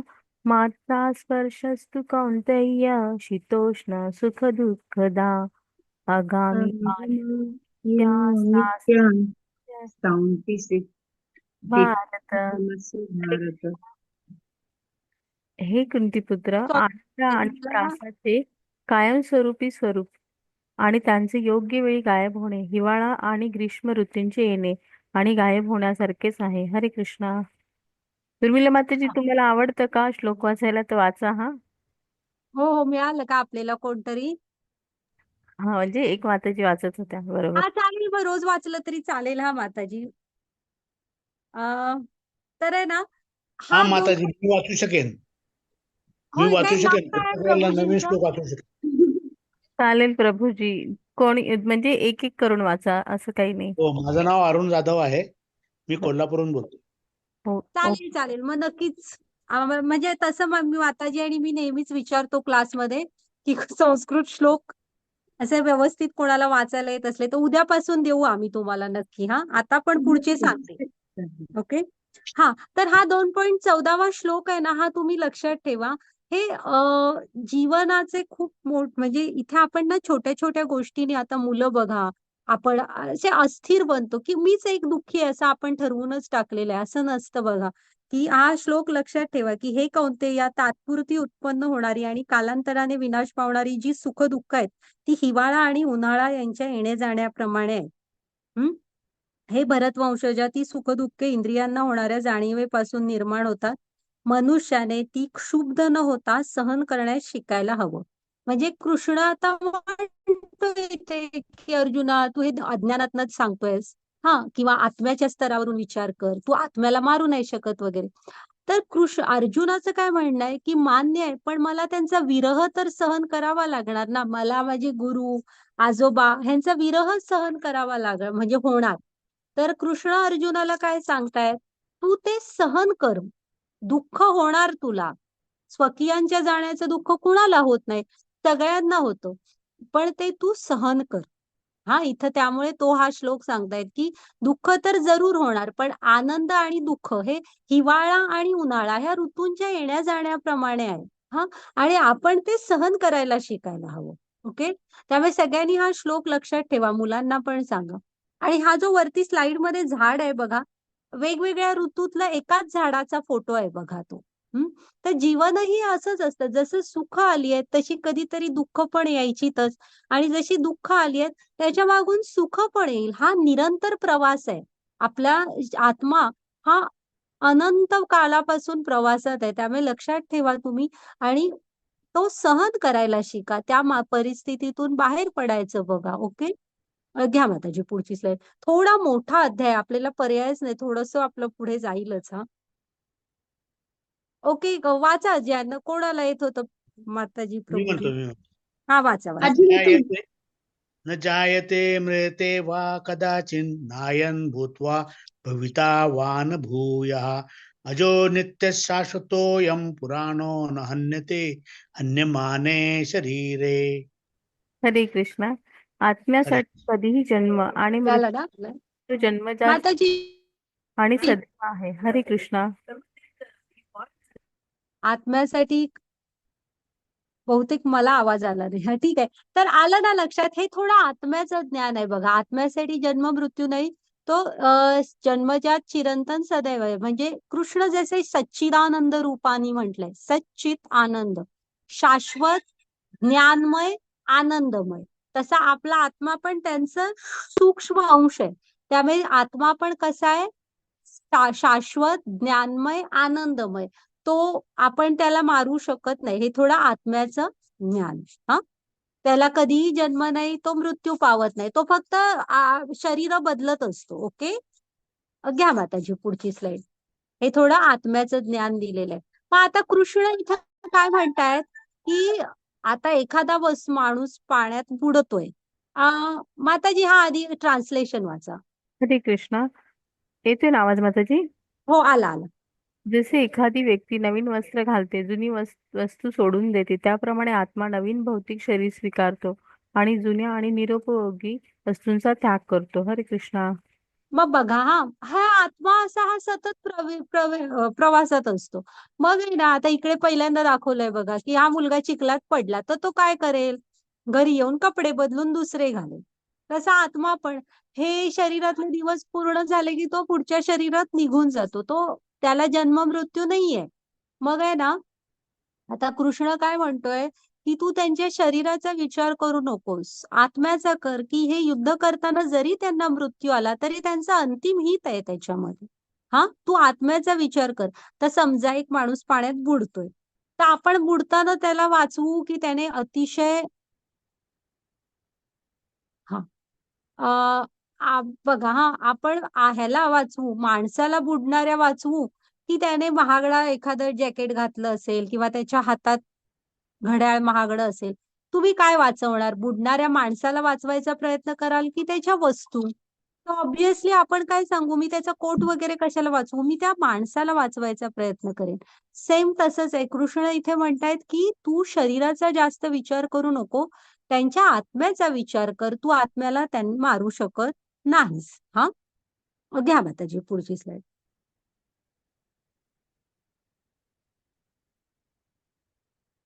हा वाचा. हरे कृष्ण.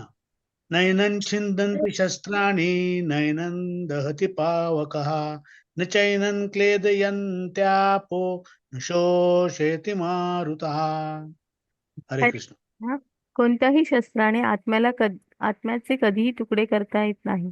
त्याला आगीत जाळून टाकता येऊ शकत नाही, पाण्याने ओले होऊ शकत नाही आणि वाऱ्याने सुकवले जाऊ शकत नाही. हरे कृष्णा. हा तर हे आत्म्याचे गुणधर्म आहेत की तो कसा आहे, सच्चित आनंद आहे, म्हणजे शाश्वत आहे तो. त्यामुळे त्याला तुम्ही कुठलंही शस्त्र त्याच्यावर काम करणार नाही. त्याला आगीने जाळता येत नाही, तुम्ही वाऱ्याने सुकवू नाही शकत. हा आणि पाण्यात तो भिजणार नाही, तो शाश्वत आहे. तर हे आत्म्याचे गुणधर्म आहेत. घ्या माताजी पुढची स्लाइड. ही ना चित्रकेतू महाराजांची गोष्ट आहे.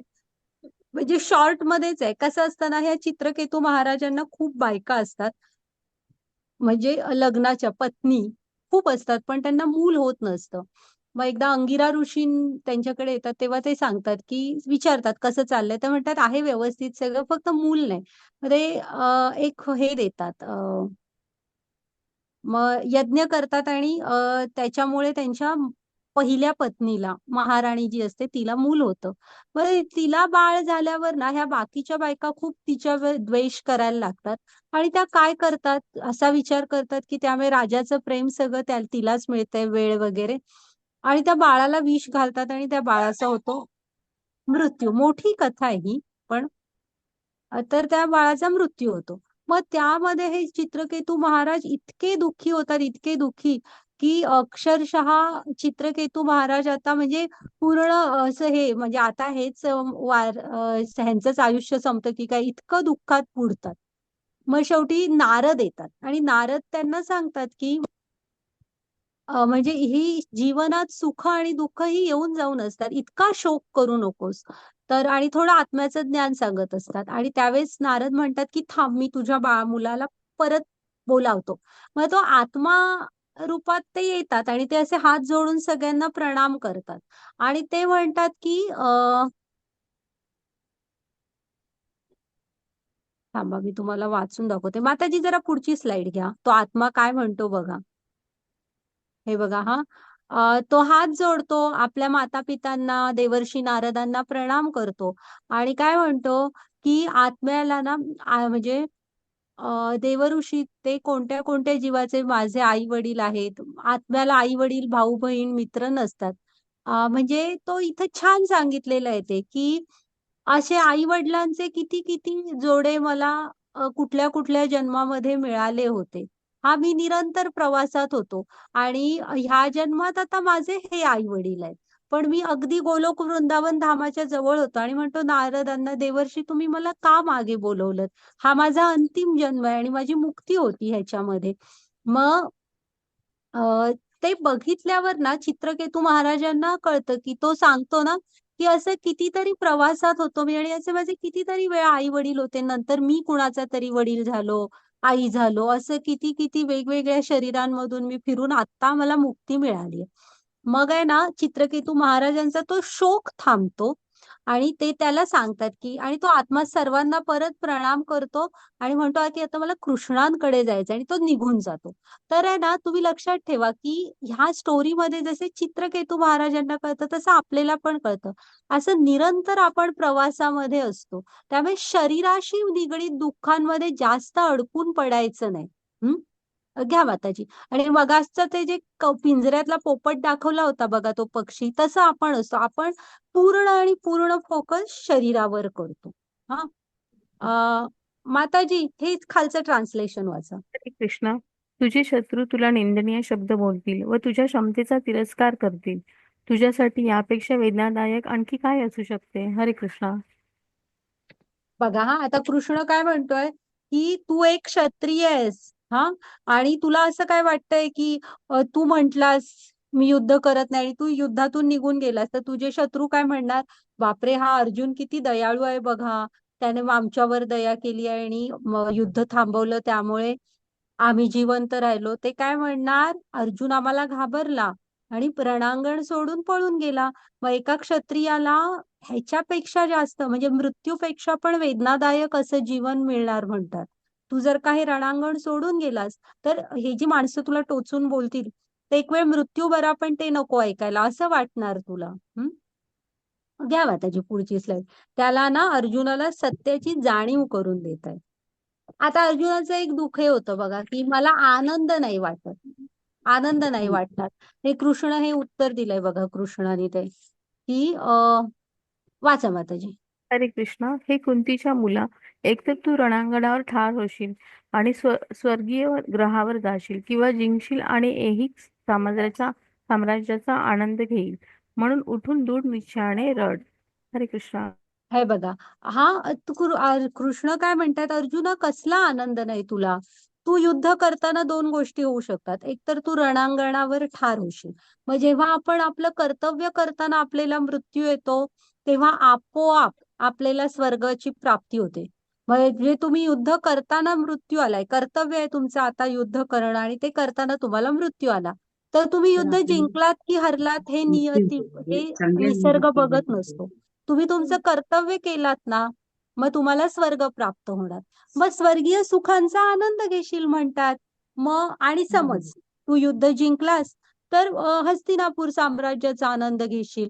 मग त्यामुळे उठ आणि लढ म्हणतात. ह्यामध्ये कसलं तुला आनंद नाही वाटत आहे, दोन्ही बाजूने तर तुझंच हे आहे, म्हणजे आनंदच आहे, तुझ्यासाठी योग्य आहे. म्हणून उठ आणि लढ म्हणतायत. ओके, घ्या माताजी पुढची स्लाइड. अरे नाही वाचा सांगितलं. हा इथं सांगतायत बघा की मृत्यू आला तर स्वर्गीय सुखाचा आनंद घेशील, जर का जिंकलास तर पृथ्वीचा राजा, कारण तेव्हा हस्तिनापूरचं साम्राज्य म्हणजे पृथ्वीचं साम्राज्य होतं. हा तर पृथ्वीचा राजा होशील. मग दोन्हीमध्ये तुझं काय तोटा आहे, कसला आनंद वाटत नाहीये तुला. हम्म घ्या माताजी पुढची.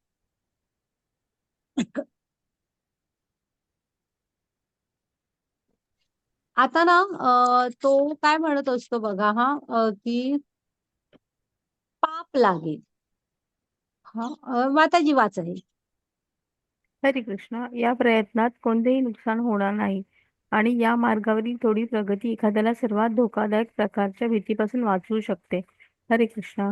हा आणि पण म्हणतोय ना आनंद नाही वाटत, त्याच्यात आणि सांगतायत. आता ते स्वर्गाचं पण सांगितलं आणि म्हणतायत की हा मार्गावरची म्हणजे कर्तव्य, तुमच्या कर्तव्यापासून तुम्ही कधीही बाजूला होऊ नका.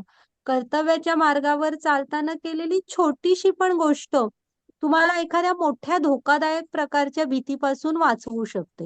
हा मग मोठा धोकादायक भीती कुठली आहे, तर मनुष्य जीवनात अधःपतनाचा धोका असतो. अधःपतन म्हणजे काय, तर पुढचं शरीर आपल्याला मनुष्याचं तरी कमीत कमी न मिळता पशुचं मिळालं की झालं, परत ते सगळ्या 84 लाखच्या फेरा आणि मग मनुष्य जन्म कधी मिळेल आणि मग भक्ती वगैरे काहीतरी बघू असं.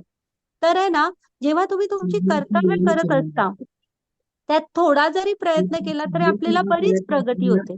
इथं ना कृष्णानी ह्याची सांगितली आहे बघा गोष्ट. हा जो गजेंद्र असतो बघा, म्यूट करा व्हायला, म्यूट करा आज सगळ्यांनी. तर इथे गजेंद्रची सांगितली आहे. गजेंद्र अंतिम क्षणी हे देतो, हाक मारतो कृष्णांना, नारायणांना, आणि ते धावत येतात, त्या मगरीला मारतात आणि गजेंद्रांची सुटका करतात. इथे एक ह्याची ही पण गोष्ट आहे. एक उंदीर असतो, तो हे खायला जातो, म्हणजे रात्रीच्या वेळेस पुजारी दिवा ठेवून कृष्णांसमोर मंदिर बंद करून जातात. मग हा उंदीर येतो कशासाठी, ते दिव्यातली वात खायला. पण तो जेव्हा ती वात घेतो तेव्हा थोडीशी अजून विजायची बाकी असते, तेल संपलेलं असतं. हा उंदीर काय करतो, ती वात खात खातच ना कृष्णांच्या अर्च विग्रह मंदिरातला असतो त्याच्याभोवती एक प्रदक्षिणा पण काढतो. आणि पण कृष्ण यथावकाश मग जातो तो उंदीर तिथनं.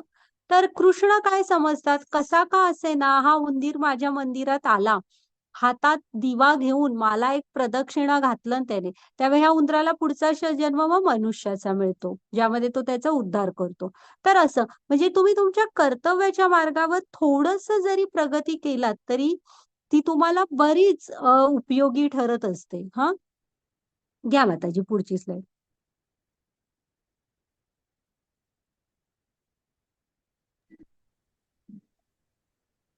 हा आता ना इथे कृष्णाने सांगितलेलं आहे, तो म्हणतो ना पाप लागेल. तर ह्या ज्या हे असतात ना कृष्णाच्या सेवे, इथे कृष्ण सांगतायत त्याला युद्ध कर. तुम्ही तुमचं कर्तव्य करताना, कृष्णांची आज्ञा म्हणून काय करताना तुम्हाला पाप लागत नाही, तुम्ही जे काय करता. हनुमानाने काय लंका जाळली. आपण म्हणतो का की हनुमानाने लंका जाळली, कसे होते बघा हनुमान. आपण उलट सांगतो की त्यांनी रामांची केवढी सेवा केली. त्यामुळे छोट्यातल्या छोट्या सेवा सुद्धा ह्या मौल्यवानच असतात.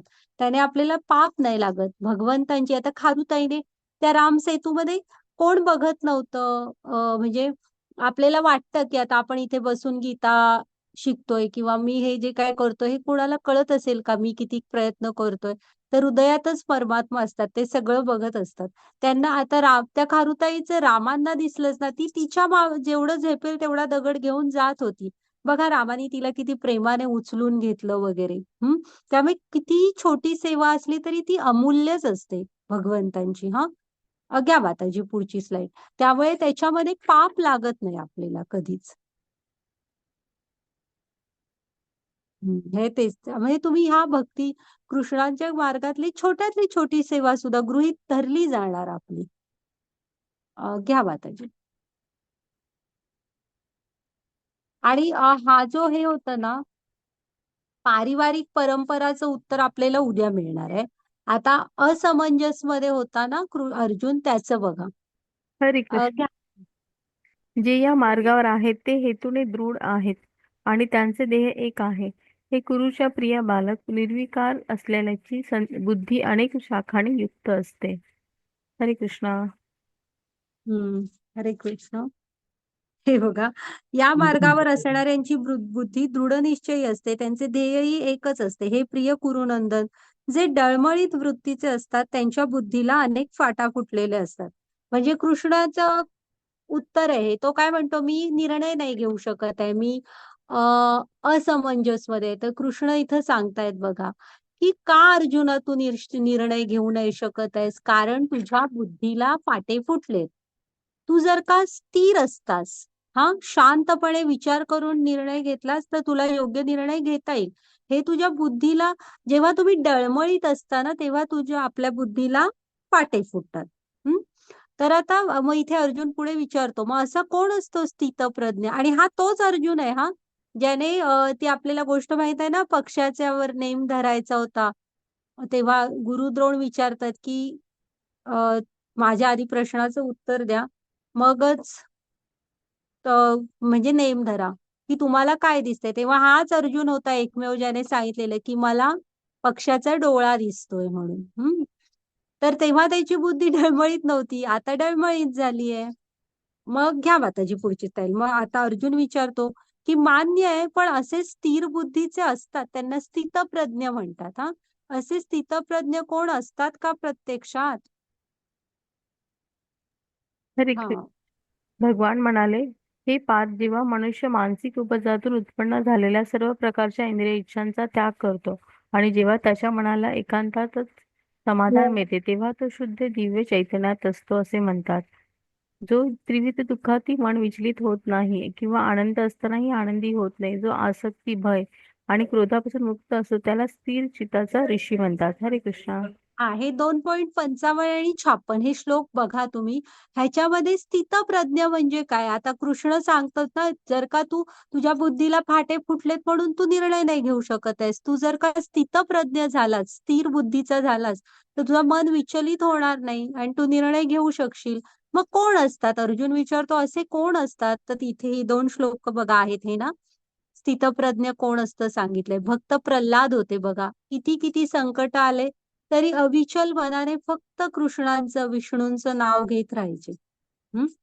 तर हे असे असतात की ते वितराग, भय, क्रोध वगैरे असे असतात. म्हणजे ते सगळ्या परिस्थितीमध्ये सम असतात. घ्या माताजी पुढची स्लाइड. आसक्ती, भय, क्रोध ह्यापासनं मुक्त असतात. आता हे आसक्ती, भय, क्रोध ह्यापासनं मुक्त का राहायला पाहिजे आपण, ते इथे शॉर्ट मध्ये सांगितलंय त्यांनी. वाचा माताजी. हरे कृष्णा.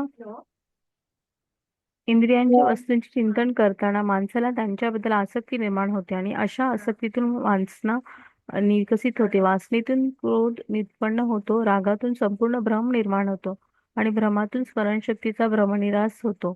स्मृती विचलित झाली की बुद्धी नष्ट होते आणि बुद्धी नष्ट झाली की भौतिक तलावात पडते. हरे कृष्णा. हा, हरे कृष्ण. आता कसं आहे ना, तुम्ही स्थितप्रज्ञ कधी असाल, जेव्हा स्थिर असाल. हा, स्थिर चित्त असेल तुमचं. आता तेच उलट तुम्ही इंद्रिय म्हणजे नुसता आसक्ती, भय आणि राग. राग म्हणजे क्रोध. मग आसक्ती माणसांना कशाची असते? भौतिक गोष्टींची. मग जेव्हा तुम्ही हे पहिल्याच स्टेजवर आवरलं नाहीत, स्वतःला सावरलं नाहीत, तर हे पुढे अधःपतन कसं होतं ते सांगितलं. आसक्ती, एखादी गोष्ट तुम्हाला पहिल्यांदा हवीशी वाटते, त्याच वेळेस विचार करायला पाहिजे, योग्य आहे की नाही माझ्यासाठी.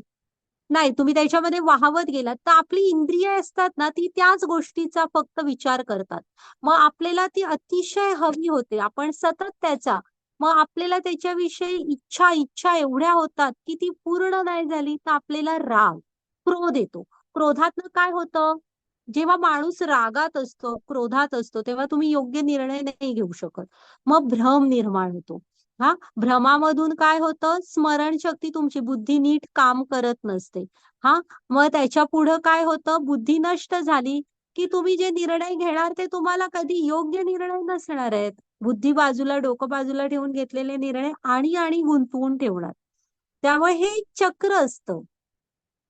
आसक्ती, क्रोध, मग म्हणजे बुद्धीचा विनाश. तर आपण आहे ना, आपल्याला पहिल्याच सुरुवातीच्याच स्टेजेसवर आपण बुद्धीने विचार करायला हवा आणि लांब राहायला पाहिजे अशा भौतिक आसक्तींपासून. हा, कर्तव्य काय आहेत ह्याचा विचार करायला पाहिजे. घ्या माताजी पुढची स्लाइड. हे बघा, हे असं ते चक्र असतं.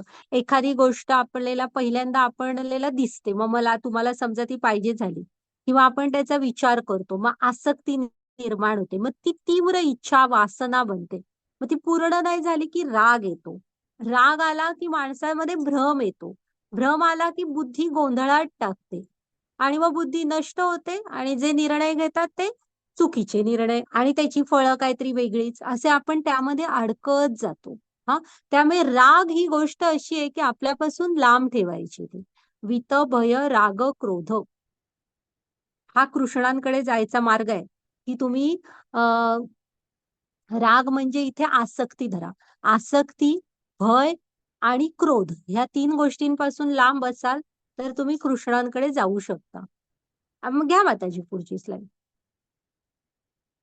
हरे एक मिनिट, हा माताजी मी वाचते. हे ना जरा ह्याच अध्यायात फक्त उद्यापासून व्यवस्थित ट्रान्सलेशन आहे. मी वाचते ते. हे ना बरोबर नाही ट्रान्सलेशन. हरे कृष्ण. समुद्र पाण्याने भरत असूनही शांत असतो, त्याचप्रमाणे जो मनुष्य समुद्रात अव्याहतपणे प्रवेश करणाऱ्या नद्यारूपी कामेच्छांच्या प्रवाहाने विचलित होत नाही, तोच शांती प्राप्त करू शकतो. आणि इच्छा तृप्त करण्यासाठी संघर्ष करणाऱ्याला शांती प्राप्त होत नाही. हा जरा 17वा श्लोक तुम्ही परत एकदा वाचा. कृष्णाने इथे काय सांगितलंय की स्थितप्रज्ञ मनुष्य कधी बनू शकतो. हा, हे बघा, समुद्राचं उदाहरण आहे. समुद्रामध्ये किती किती नद्या येऊन भेटत असतात, पण त्यामुळे कधी असं समुद्र अचानक त्याच्या भरती ओहोटीचं चक्र आहे, मला मान्य आहे, तसं नाही मी सांगत आहे. पण त्या नद्या मला भेटतायत म्हणून त्याने अमर्यादपणे तो आनंदाने उड्या मारतो का? बाहेर त्याची मर्यादा सोडून येतो का?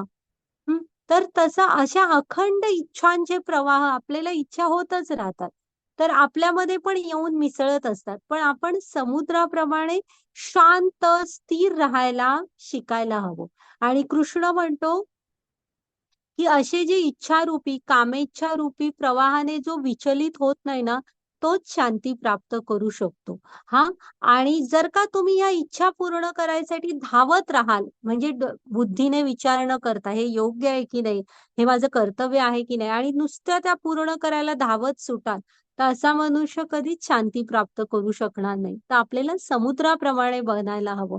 हा, वेगवेगळ्या इच्छा होत राहतील, पण आपण शांत, स्थिरपणे निर्णय घ्यायला हवे. घ्या माताजी पुढची स्लाइड. तर अध्याय तर झालेला आहे. हे बघा हा, अर्जुनाच्या 5 दुःख होती. हा, त्यातल्या 4 ना आज उत्तर दिलेलं आहे कृष्ण. दया, तर ते काय म्हणाले की आत्म्याचं ज्ञान दिलं. हा, आनंद नाही, तर त्याने सांगितलं की 2 पर्याय आहेत. जर का युद्ध करताना जिंकलास तर म्हणजे पृथ्वीचं साम्राज्य मिळेल. जर का हरलास तर हा, तर आहे ना, तुम्ही हे कराल म्हणजे अ, हरलास तर स्वर्गाचं सुख मिळेल. हा, त्याच्यानंतर काय होतं, पापी प्रतिक्रिया. तर कृष्णाने काय सांगितलं, कृष्णांच्या सेवेत केलेल्या जे आपले कामं असतात त्याचं पाप लागत नाही. असमंजस म्हणजे मी निर्णय नाही घेऊ शकतोय, गोंधळलोय, तर ते म्हणाले की बुद्धीला फाटे फुटलेत. आणि स्थितप्रज्ञ मुनींची हे सांगितली त्यांनी लक्षणं. तर हा, आणि जी एक अजून एक होतं पारिवारिक परंपरा, त्याचा आपण उद्या बघू. तर आपला अध्याय तर आता इथं झालेला आहे, की आपण या अध्यायामध्ये काय काय शिकलो. आपण शरीर नाही, आपण आत्मा आहे. आत्मा हा एका शरीरातून दुसऱ्या शरीरात जातो, निरंतर प्रवास करत असतो. कृष्णासाठी केलेली छोटी सुद्धा सेवा कधी गमावत नाही आपण. आणि आत्म्याचा आकार केवढा असतो, केसाच्या टोकाच्या 10,000वा भाग. हा, एवढा आत्म्याचा आकार असतो. मग आता जी पुढची स्लाइड घ्या. ओके, झालाय आपला अध्याय. ही ती उत्तरं जी आता मी तुम्हाला सांगितली ना, ती उत्तर आहेत ही. हा, झालाय आपला अध्याय. हरे कृष्ण कृष्ण कृष्ण हरे हरे, हरे राम राम राम हरे हरे. जरासा, माताजी करा रेकॉर्डिंग स्टॉप.